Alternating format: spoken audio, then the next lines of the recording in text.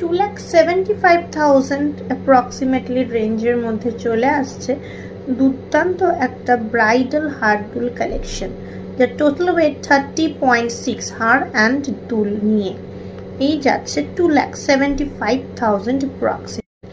এই আসছে আবারও একটা 3 লাখ রুপিস রেঞ্জে 33.54 যাচ্ছে টোটাল হার অ্যান্ড দুলের weight. Very gorgeous bridal, another bridal collection, হার দুল কালেকশন। খুব সুন্দর কানবালা প্যাটার্নের, কানেরটাও কিন্তু দুর্দান্ত দেখতে।